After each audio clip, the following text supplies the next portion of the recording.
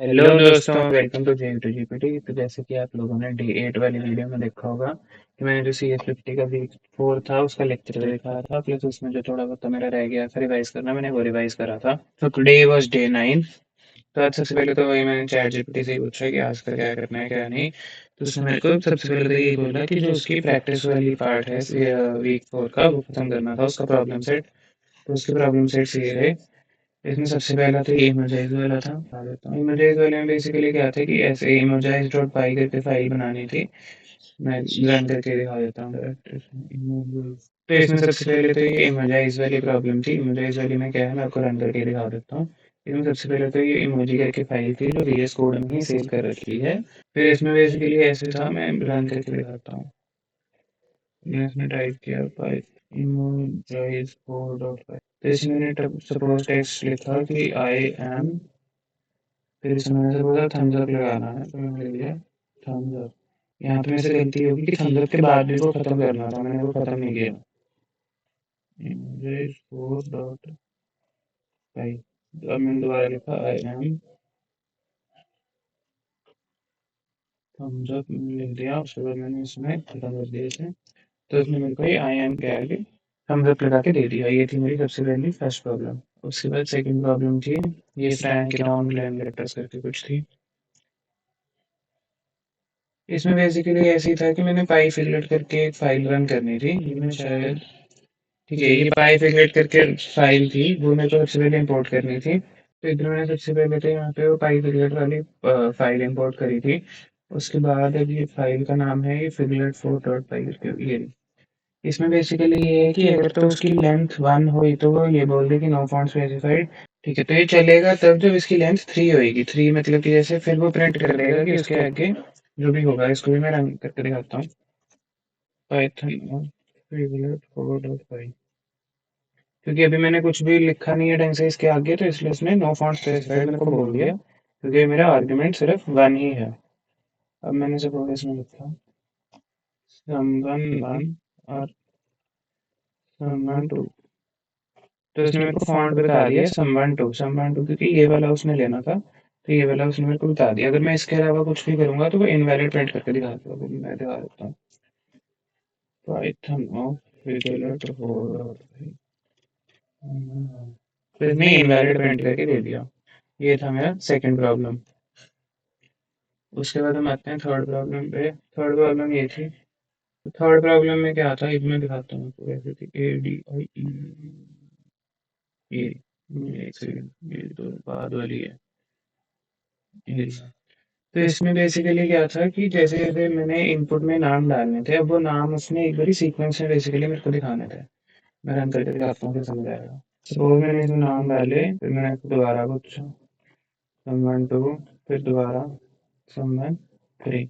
फिर मैंने एंटर करके CTRL+D दबा दिया, तो इसने मेरे को ये दे दिया someone 1 someone 2 someone 3 करके इसने मेरे को दे दिया। जबकि मैंने डाले नाम ऐसे थे, बट इसने मेरे को ऐसे इसने आउटपुट दे दिया। उसके बाद अब इसमें चेंज क्या करना था, इसमें चेंज ये करना था कि नाम को बेसिकली ज्वाइन कर देना था। मैं आपको वो भी दिखाता हूँ एक बार कैसे। तो इसमें क्योंकि मैंने नाम पहले से ही दे रखे थे एलाइस बॉब चार्ली चार्लो, तो इसने इन नामों को ऐसे ज्वाइन करके दिखा दिया मेरे को। जबकि नेम मैंने अलग अलग से ऐसे डिक्शनरी में कनेक्ट जबकि नाम मैंने ऐसे डिक्शनरी में डाले थे, बट इसने मेरे को एलाइस बॉब चार्ली चार्लो ऐसे करके दिखा दिया। उसके बाद उसके बाद इसमें बेसिकली चेंज क्या हुआ था, यहाँ इसमें चेंज हुआ था ये पी डॉट जॉइन नेम्स वाला जो चीज़ है। पहले उसमें ऐसा कुछ नहीं था। सबसे पहले तो मैंने ये इन्फ्लेक्ट करके एक फाइल इंपोर्ट करी थी जो पाइथन में ऑलरेडी स्टोर होती है। फिर मैंने पी एक वेरिएबल डिफाइन करा था जो इन्फ्लेक्ट करके फिर इंजन इसी का वो होता है कि मतलब अगर इसको इंपोर्ट करा है तो तुम्हें ये साथ में लगाना पड़ेगा। फिर मैंने प्रिंट करके बस वो जॉइन नेम्स का क्या था कि ये सारे ऐसे इकट्ठे होके वो हो जाए, प्रिंट हो जाए। अब इसके बाद मैंने क्या किया फाइनल में कि नेम मैं डाल लूंगा। फिर अब उसके बाद वो क्या करेगा AD, इसको तो वो 2 तक इतना तो वैसे ही रखेगा। इसके बाद जो नेम मैं डालूंगा वो ऐसे ज्वाइन होके आ जाएंगे। इसको मैं रन करके देखता हूँ। तो इसमें सपोज मैंने वही नाम डाले someone 1, दोबारा पूछा इसमें से मैंने डाला someone 2, दोबारा पूछा इसमें से someone 3।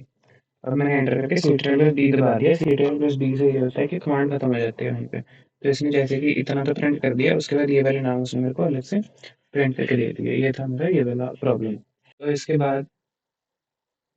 बाद जो नेक्स्ट प्रॉब्लम थी वो गेसिंग गेम वाली थी। इसमें बेसिकली जैसे हम वो खेलते हैं कि कंप्यूटर को एक नंबर कोई भी पिक करना था 1 to 10 में से, फिर मेरे को अपना इनपुट देना था कि शायद ये नंबर ये हो सकता है या ये हो सकता है। फिर उस हिसाब से कंप्यूटर मेरे को बताता है कि मेरा नंबर ज़्यादा है या कम है। तो गेम 4 में सबसे पहले तो वही है कि इंपोर्ट रैंडम करके मैंने फाइल इंपोर्ट करी। फिर उसने एक रैंडम इंटीजर कोई भी 5 से 10 में प्रिंट कर लिया। फिर मैंने ट्रू में गेस करूंगा मैं कि लेवल क्या है, फिर अगर वो गेस जो है n से कम हुआ तो वो स्मॉल प्रिंट कर देगा, ऐसे करके देगा। ये मैं रन करके दिखाता हूँ। तो इसमें सपोज मैंने लेवल 5 डाल दिया, तो इसमें होगा कि बहुत ज़्यादा है। फिर मैंने 3 डाल दिया तो अब इसमें होगा ज़्यादा है। 1 डाल दिया तो मतलब 1 ही उसने आंसर लिया था, मतलब उसने रैंडम इंटीजर जो पिक किया था वो 1 ही पिक किया था। तो इस ये वाली मेरी हो गई फोर्थ वाली। इसके बाद अगली जो है लिटिल प्रोफेसर वाली, ये थोड़ी अच्छी प्रॉब्लम थी। इसमें ये था बेसिकली, मैं बताता हूँ देखते हैं ये प्रोफेसर वाली प्रॉब्लम है। बेसिकली क्या था, मैं पहले रन करके दिखाता हूँ फिर समझा दूंगा, उस थोड़ा सा ढंग से समझा देगा। इसमें बेसिकली ये था कि सबसे पहले तो अब ये लेवल पूछ रहा है मुझसे, क्योंकि मैंने यहाँ पे वो इंटीजर इनपुट लेवल बोल रखा है। तो लेवल जो है वो 1 2 3 में से कुछ हो सकता है, अगर उसके अलावा कुछ होएगा तो वो मेरे से दोबारा लेवल पूछेगा। सपोज मैंने लेवल 5 डाल दिया तो उसने मेरे से दोबारा लेवल पूछ लिया। ये अगर मैं लेवल 2 डालता तो आगे चल पड़ता। अब लेवल 2 जब मैंने डाल दिया तो अब सपोज क्या हुआ कि अगर लेवल 1 डालता मैं तो कोई वो 1 डिजिट इंटीजर पिक करता, मैंने 2 डालता तो वो 2 डिजिट इंटीजर पिक करता, 3 डालता तो 3 डिजिट इंटीजर पिक करता। फिर उन दो वो मेरे कोई भी ऐसे दो रैंडम इंटीजर देता, फिर मेरे को उनको x प्लस वाई करके बताना पड़ता कि वो ठीक है या गलत है। फिर उसका आंसर आता integer x plus integer y. यहाँ पे इंटीजर ना लगाते तो भी ठीक है, क्योंकि यहाँ से ही मैंने स्पेसिफाई कर दिया कि वो इंटीजर ही होएगा। फिर पहले स्कोर 0 रहेगा, बट अगर मैं जैसे जैसे ठीक बताता रहूँगा तो +1 होता रहेगा। अब अगर मैंने तो ठीक बता दिया तो वहीं पे ब्रेक हो जाएगा, अगर मैंने आंसर गलत बताया तो वो ई करके फॉल्स प्रिंट करके दे देगा मेरे को। अगर मैं 3 बारी गलत आंसर, मतलब मेरे को 3 चॉइस में अगर मैंने तीनों बारी गलत आंसर दे दिया तो वो मेरे को सबसे पहले तो जो था उसमें मेरे को पता चलेगा मेरा आंसर गलत है, और मेरे को फाइनल आंसर जो भी होएगा वो इससे मेरे को बता देगा कि मेरा फाइनल आंसर ये आया। इसको अगर मैं रन करके दिखाऊँ, अच्छा 30+15 सपोज़ इसमें तो मैंने सपोज़ 43 बताया, इसने इसने मेरे से करके दोबारा पूछा, फिर 42 बताया तो दोबारा पूछा, फिर मैंने 41 बताया, जबकि आंसर मेरे को पता है कि 45 है, बट मैं दिखाने के लिए कि अब करके उसने मेरे को बता दिया कि 45 था आंसर, क्योंकि मैंने यहाँ पे ये वाली कमांड दे रखी थी। अब इसमें करना क्या था, इसमें यही वाली चीज़ 10 बारी रिपीट करनी थी। तो उसके लिए थोड़ा बहुत चेंज किया था मैंने, जो उन्होंने मेरे को बताया था फॉर क्वेश्चन इन रेंज 10 कर दिया था। इससे ही जो सेम चीज़ है ये 10 बारी रिपीट हो जाती है, बस और इतना कुछ नहीं, बाकी सेम है सारा। इसके बाद मेरे सारे भी जो टास्क थे इसके वो कंप्लीट हो गए। इसके बाद इसने मेरे को कहा कि अपनी वो लिंक्डइन वाली पोस्ट बनानी थी, तो लिंक्डइन पे मैंने पोस्ट किया आज सबसे पहले ये वाला। उसके बाद जो मैंने कल अपना गिटहब का अकाउंट बनाया था उसमें ये जितनी भी फाइल्स हैं ये सारी मैंने गिटहब पे पोस्ट कर दी, मतलब एक मैंने उसकी भी रिपॉजिटरी बना ली। तो आज के लिए इतना ही था। So that was it for day 9। मिलते हैं फॉर डे 10।